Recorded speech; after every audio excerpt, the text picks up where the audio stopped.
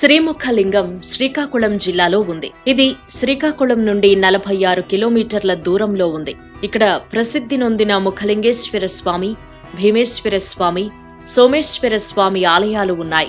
ఇవి చక్కని శిల్పాలతో కనుల పండుగ చేస్తాయి. సాధారణంగా శివలింగం అంటే ఏదేని రాతితో చెక్కబడుంటుంది, లేదా స్వయంభూగా అది కూడా రాతిలోనే వెలసినదై ఉంటుంది. అయితే శ్రీముఖలింగానికి మాత్రం ప్రత్యేకత ఉంది. లక్షల ఏళ్ల నాటి ఓ చెట్టు కాండం మొదలు శివలింగంగా రూపుదిద్దుకుంది. అప్పటి నుంచి శ్రీముఖలింగానికి పూజలు చేస్తున్నారు.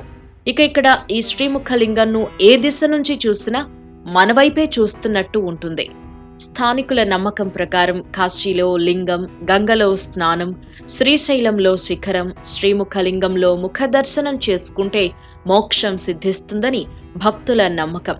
మరోవైపు చాలా అరుదుగా కనిపించే సప్తమాతృకలలో ఒకరైన వరాహదేవిని కూడా ఇక్కడ మనం చూడొచ్చు.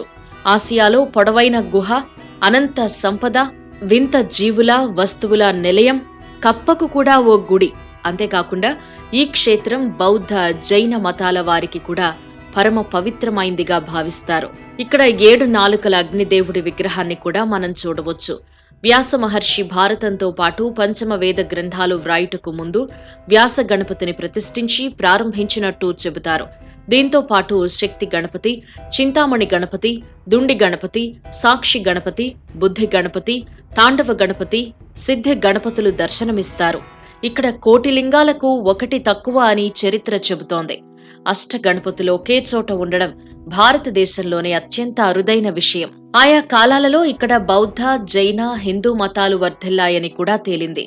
చిత్రమేమిటంటే ఇక్కడ దొరికిన ఏ శాసనంలోనూ ఈ ఊరి పేరు ముఖలింగం అని పేర్కొనలేదు. ఏ దిశ నుంచి చూసినా శ్రీముఖలింగం పేరులోనే చక్కని అర్థముంది. పరమేశ్వరుడు లింగంలో కనిపించుట అని దీని అర్థం.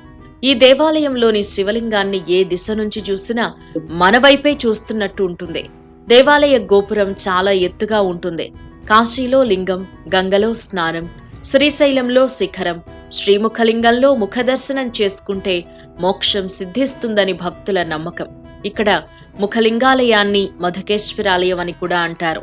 ఇక్కడ లింగం రాతితో చెక్కింది కాదు, ఇప్ప చెట్టు మొదలను నరికివేయగా అదే ముఖలింగంగా ప్రసిద్ధి చెందింది. ఆ చెట్టు మొదలుపై ముఖం కనిపిస్తుందని చెబుతారు. ఆ చెట్టు మొదలే క్రమంగా రాపడి లింగంగా మారిందని చెబుతారు. ఇప్ప చెట్టును సంస్కృతంలో మధుకు అంటారని, అందువల్ల ఈ గుడికి మధుకేశ్వర స్వామి ఆలయంగా పేరొచ్చిందని అంటారు. ఇక్కడి తవ్వకాలలో వీణాపాణి అయిన సరస్వతి విగ్రహం, జైన మత ప్రవక్త మహావీరుని విగ్రహం లభించాయి. వీటిని ముఖలింగాలయంలో భద్రపరిచారు. ఇక్కడ అనేక శాసనాలు కూడా దొరికాయి. వాటిని బట్టి ముఖలింగాలయాన్ని క్రీస్తు శకం 10వ శతాబ్దంలో 2వ కామర్ణవుడన్న రాజు కట్టించాడు అని, అతని కుమారుడు అనియంక భీమ వజ్రహస్తుడు భీమేశ్వరాలయాన్ని కట్టించాడు అని తెలుస్తోంది. మహాశివరాత్రికి ఇక్కడ గొప్ప ఉత్సవం జరుగుతుంది.